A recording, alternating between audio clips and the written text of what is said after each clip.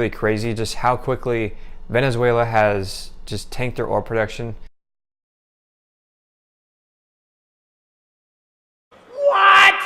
What is up, everyone? So today I want to go over what has been going on in the oil market the last week, and I want to start to do this as a weekly thing. So probably like every Sunday I want to come out with a video, basically what has been going on in the oil market the last week. And some of you guys might be tired of me just doing videos on oil and just covering oil, but I do have the majority of my portfolio invested in oil and oil stocks. So it only makes sense for me, since I do so much research on a daily basis on what's going on in the oil market, for me to do videos on this, because I do believe that I'm very knowledgeable about supply and demand and different numbers and just what happens in the oil market. So that's why I do these videos on oil, because I'm very interested in this subject. And then also I want to come out with a video during the week, probably Wednesday or Thursday, and cover things unrelated to oil. So yeah, without further ado, we'll go ahead and start talking about what happened the last week in the oil markets. And if you hadn't heard, Venezuela basically announced, it's still a lot of just talk, nothing has really been confirmed, but there's been a lot of reports that have come out that Venezuela, they're producing about 1.5 million barrels of oil per day. And that's already down from what they used to produce, which was 2.5 million barrels of oil per day, and that's just tanked over the last year. And now there's reports coming out that they will only be able to produce or ship out half that. So 700,000 barrels of oil per day is what they're expecting to be able to export in the month of June.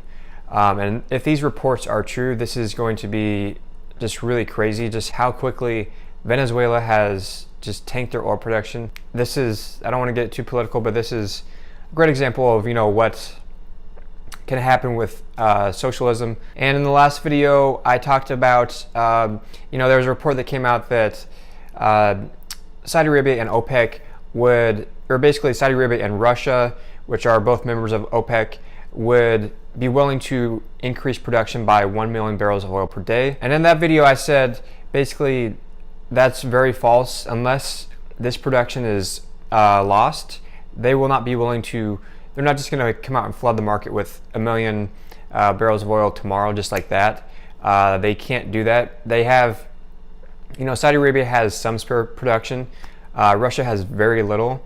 They can, maybe 100,000 barrels of oil per day in the next 6 months, but it just can't happen like that. And unless we lose, if the reports are true coming out of Venezuela, if those are true, that they're only going to be able to export 700,000 per day, that's where you're going to see Saudi Arabia step in. You're not just going to, like I said, see them just flood the market with oil. That doesn't make sense. They want to see supportive price environment for, they rely heavily on oil prices. So they're not just gonna come out there, flood the market right before their IPO, which is going to be in early 2019. So it just doesn't make sense at all. And like I said, this is very speculatory, but that's what you have to do in investing. You are speculating, but it just does not make sense that they would come out. And just the news that comes out about various aspects in the oil markets, it's pretty comedic to me and pretty funny, just how really stupid people are. When we have such low prices for a while, the news that comes out post those low prices, even though we've seen oil rally from 40 to 80 bucks a barrel, it's going to be very negative. Everything that comes out is just very negative for oil prices. OPEC's going to come out and produce another 1 million barrels of oil per day, just stuff like that. But rewind to like 2008, when we saw oil prices shoot from like 100 bucks a barrel to 150 in the span of like 2 months. Everyone was like, all the news outlets and everyone was just like screaming, peak oil. and that we don't have enough oil and stuff like that. So, you know, these things work in cycles, and if you can time those cycles and, you know when to invest and know when we're at the bottom of these cycles and we're about to see, you know, the next upturn in these commodity cycles, you can make a lot of money. You just have to tune out everything that you hear on the news. You know, if you do follow the oil market, a lot of news that has come out, you know, like I said, last 2 years, you know, just very negative, you know, because it's easy when oil was, you know, 30, 40 bucks a barrel to just continue and have that mindset, oh, we're going to have cheap oil forever. But it's very easy to see if you look at the data, which I have pointed out in previous videos as well, that we are going to see you know, supply shortfall here in the very near future, within the next year, really. And that's why I have such a large portion of my portfolio invested in oil and oil stocks.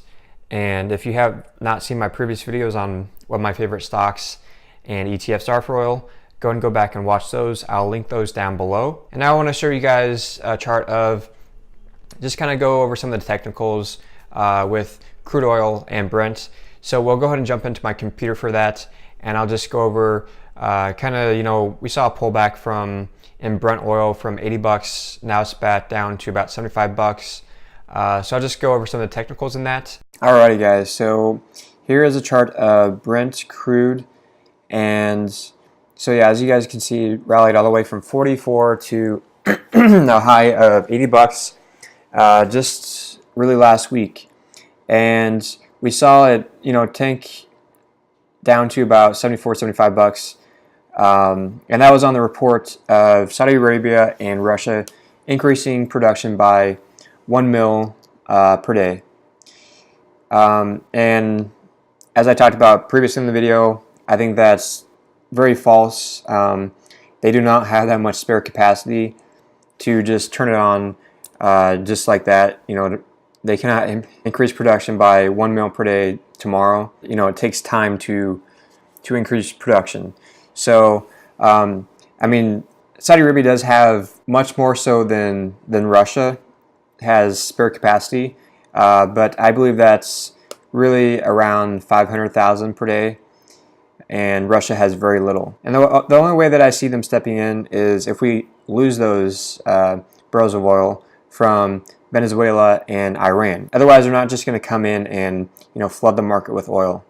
These guys aren't stupid. You know, like I said, they IPO their Saudi Aramco in early 2019. They're not just going to flood the market with oil. So yeah, as you can see, 80 bucks. And then tank down to 75, recover a little bit this week, closed at $76.39, and that is for Brent. And as you can see, like down here on the RSI, MACD was getting a little bit overheated at 80 bucks a barrel. You know, it's rallied pretty hard over the course of the year, so very healthy to have a little pullback here. You know, very healthy for that to happen. Nothing moves in a straight line, so. And I do want to move over to light sweet crude, because this is very interesting what's happening with the comparison of light sweet crude and Brent. Just basically a brief overview of the difference. Light sweet crude is what a lot of U.S. producers are producing, and you know, I could talk about this for a half hour, but I just want to give a brief overview of this. And then Brent is what is commonly produced in the Middle East, also commonly produced in Canada, and I believe some in Mexico as well. Light sweet crude is, you know, like I said, basically what a lot of U.S. producers and shale producers produce. And this trades at, the spread has widened quite a bit between Brent and light sweet. So as you can see, Brent is around 66 bucks or 67, I think, and then light sweet crude is 65.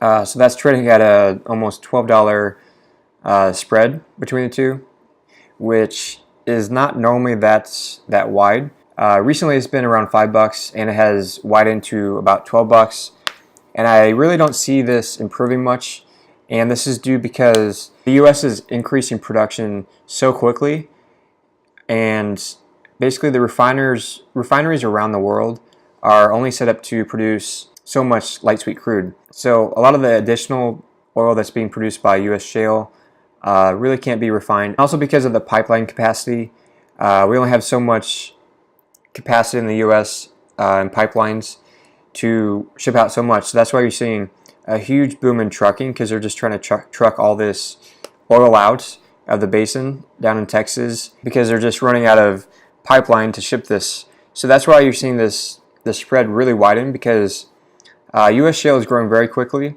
Brent has remained constant, what they produce, and actually declining with Venezuela now.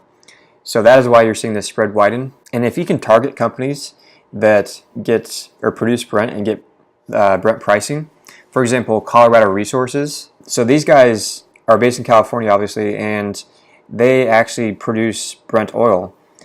And that's why you've seen this stock rally really, really hard. And I'm really kicking myself for not buying this. I thought about it many, many times. I'm really kicking myself for this one. But, any sort of pullback, I'm definitely going to buy this one, because it's still very undervalued stock, even though that it's rallied so much, $6 to 40. That's just an insane rally. So yeah, these guys get Brent pricing. That's why they've rallied so much. Yeah, I do not see the spread improving much between light sweets and Brents really anytime soon. So if you can target companies that produce Brents, that will be a big advantage. So yeah, same thing with light sweet though, is 72, 73 for a high. Had a nice little pullback down to 65, but it didn't rally as much as Brent. Pretty much at the bottom. These are Bollinger Bands, and their RSI was getting a little overheated, and now nice little pullback. So yeah, going forward, what I see, probably some consolidation here for both Brent and crude. OPEC is having a meeting on June 22nd, and that's where they're going to decide if they're going to stop their quota that they have for all OPEC nations. Like I said, I don't think that really matters. Whatever they decide, we're in a very tight supply market, and demand is growing. So yeah, that's it for this video, guys. I just wanted to go over what has happened in the last week in the oil markets. If these reports that are coming out about Venezuela are true, this is going to have a huge impact on oil prices. If this does happen in Venezuela, I do expect Saudi Arabia and Russia to step in and replace those barrels of oil that's going to be lost. So we might actually not see that much of an impact on oil right away. But I do not see Saudi Arabia and OPEC and Russia producing any more than what is lost. So that is very supportive for this price environment. And even though if they do step in and replace all that is lost, just looking at the data for the next year, we're still going to be in a shortage for supply, even with U.S. increasing production to 11.3 million barrels of oil per day by the end of 2018. All things considered, when you look at everything, we're still gonna be in a supply shortage.